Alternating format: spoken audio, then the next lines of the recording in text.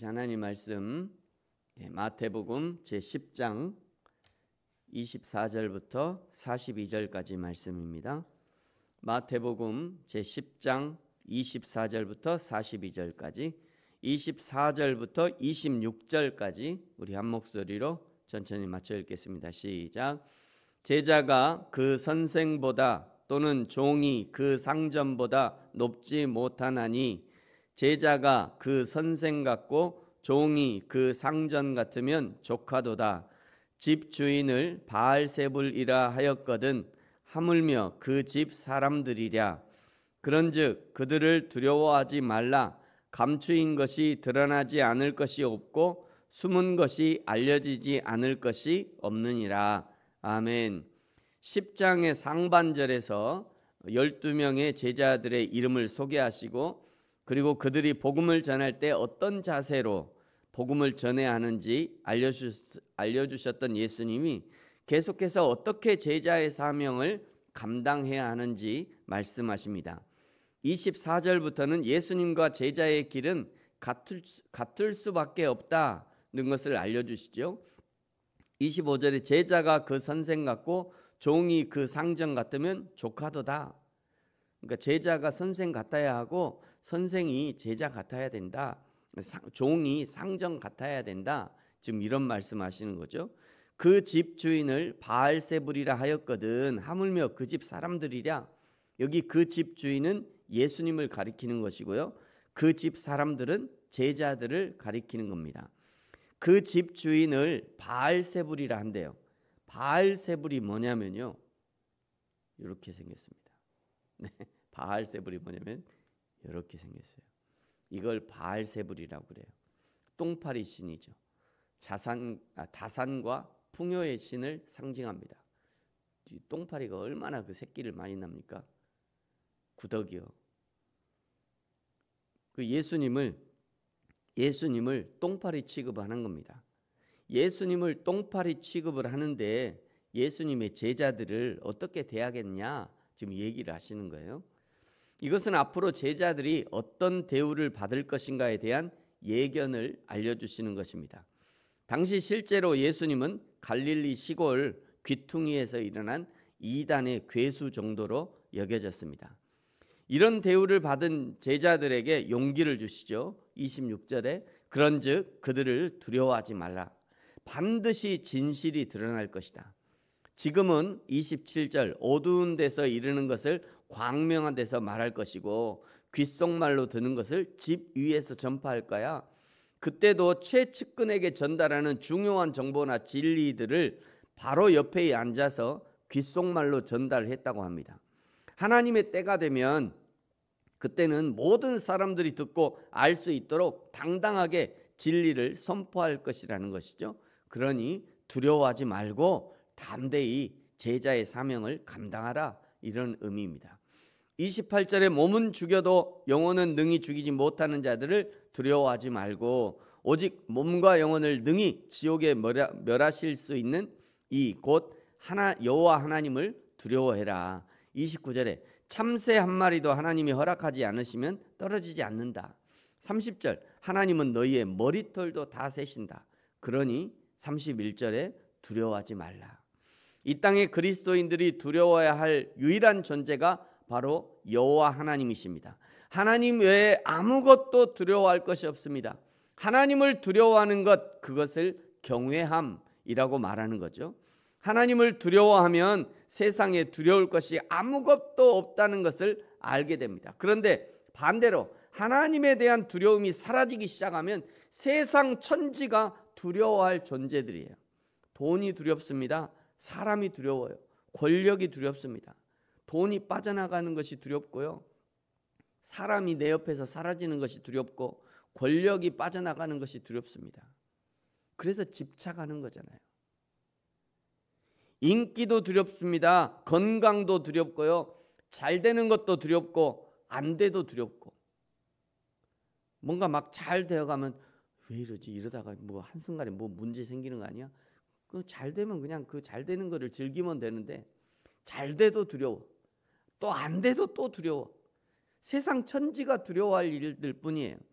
그러나 코람데오 하나님 앞에서, 내가 하나님 앞에, 하나님이 내 앞에, 내 앞뒤 좌우에 계시는 여호와 하나님을 두려워하면 지금 당장 나의 생명을 위협하는 것들이 있다 해도 그 앞에서 당당하고 담대해질 수 있는 거죠. 그것이 신앙의 힘이고 우리 믿음의 실체가 되는 것입니다. 34절부터는요, 예수님이 세상에 온 것은 세상에 검을 주러 왔대요. 검은 분열을 상징하는 거죠. 예수님을 믿게 되면 분열이 시작된다는 거예요. 대부분의 사람들은 분열이라는 단어에 약간의 거부감을 갖고 있고, 분열하면 안 좋은 이미지가 있습니다만, 그러나 여기 분열이라는 것은 예수님 알기 전에 사단 마귀에게 속해 있던 사람이 예수님을 알고 나면 사단 마귀의 손에서 떨어져 나오기 시작한다, 사단 마귀와 분열한다, 이런 의미입니다. 그리스도인이 세상 가운데 나가면 세상은 분열을 경험하게 되는 것이 마땅한 일입니다. 어두움과 빛이 나누기 시작합니다. 흑과 백이 나누기 시작하고요, 악과 선이 나누기 시작해야 정상입니다. 그래서 그리스도인들을 빛과 소금이라고 말씀하시는 거죠. 저와 여러분이 세상에 그리스도의 이름으로 사단 마귀의 세력을 무너뜨리는 분열, 나눔의 선봉장에 서시기를 축복합니다. 이렇게 사단 마귀의 손아귀에서 그리스도의 것을 찾아내어 분열시키고 분리시키는 것은 38절에 십자가를 지고 예수님을 따르는 길이다. 39절에 자기 목숨을 잃을 각오를 해야만 하는 것이다 말씀합니다. 그럼에도 불구하고 자기 십자가를 지고 예수님을 따르고 자기 목숨을 잃을 각오를 하고 예수님을 따르는 그 사람, 그 십자가의 길을 가는 사람은 41절에 선지자의 이름으로 선지자를 영접하면 선지자의 상을 받을 것이고, 의인의 이름으로 의인을 영접하면 의인의 상을 받을 것이다. 42절, 또 누구든지 제자의 이름으로 이 작은 자 중 하나에게 냉수 한 그릇이다로 주는 자는 내가 진실로 너희에게 이르노니 그 사람이 결단코 상을 잃지 않을 것이다. 바로 이 주님이 주실 상을 바라보고 오늘 신앙생활을 하고 있는 거죠. 우리 한국교회 성도들은요, 이 하나님이 주실 상급을 사모하고 확신하기 때문에 교회와 사역자와 선교사와 성도들을 얼마나 잘 섬기는지 모릅니다. 부러워해요. 한국교회에서 목회하는 사람들을 부러워합니다. 아무리 작은 교회라 해도 이전에 선교사님이 저희 교회 오셔갖고 너무 부럽대요. 뭐가 그렇게 부럽냐고. 우리 쬐끄만 교회인데 뭐가 부럽냐고. 한국 성도들 앞에서 한국 성도들과 함께 목회하는 것이 부럽다고.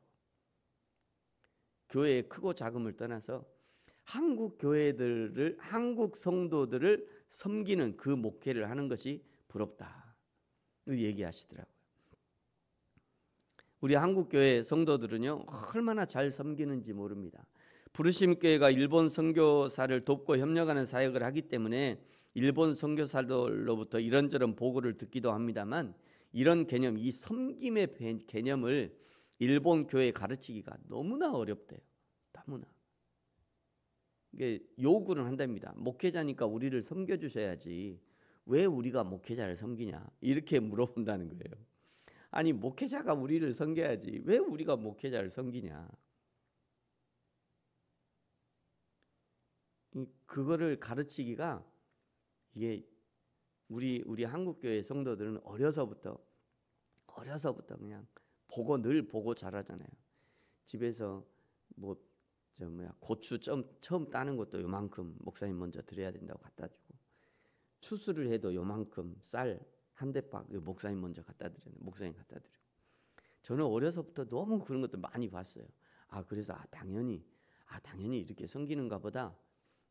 이전에 또 불교를 섬겼을 때 또 불교 가서도 또 그렇게 했겠죠. 근데 예수님 믿고 나면 또 교회에서도 똑같이 그렇게 하시더라고요. 그거를 너무나 많이 봐와서 우리 한국 교회들은 자연적으로 이것이 그냥 굳이 교회에서 목사님한테 안 배워도 자연적으로 몸에 배어 있어요, 이 섬김의 삶이. 근데 그거를 전혀 모르는 사람들에게 가르치기는 너무나 그거를 모르는 사람들에게 가르치기는 너무나 어려운 일이라는 거죠. 여러분 분명히 기억하시기 바랍니다. 선지자의 이름으로 선지자를 영접하는 자는 선지자의 상을 받게 될 거예요. 하나님 나라에 가면 알겠죠.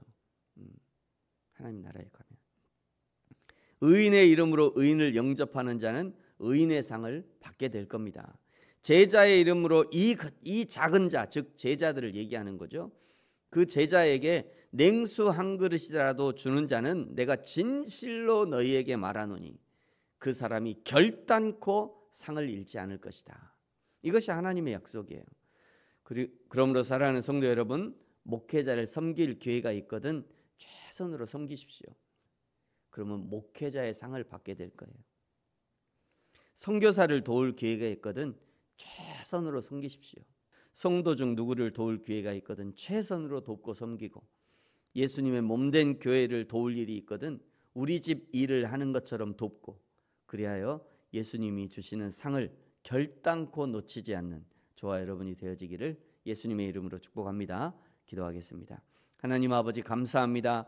예수님의 제자로 살아가는 삶이 결코 쉬운 삶이 아니고 세상으로부터 미움을 받는 일이지만, 그럼에도 불구하고 하나님이 주실 상급을 바라봄으로 이 제자의 삶, 성도의 삶을 살아가게 하시고, 작은 자, 제자에게 냉수 한 그릇을 주는 자에게는 반드시 하나님의 상급이 있을 것이라 말씀하셨으니, 섬길 기회가 있으면 섬기고, 사랑할 기회가 있거든 사랑하고, 협력할 기회가 있거든 최선으로 협력하여 하나님의 나라를 이루어가는 저와 우리 모든 성도들이 되게 하여 주옵소서. 감사합니다. 예수님의 이름으로 기도합니다. 아멘. 하늘에 계신 우리 아버지, 아버지의 이름을 거룩하게 하시며 아버지의 나라가 오게 하시며 아버지의 뜻이 하늘에서와 같이 땅에서도 이루어지게 하소서.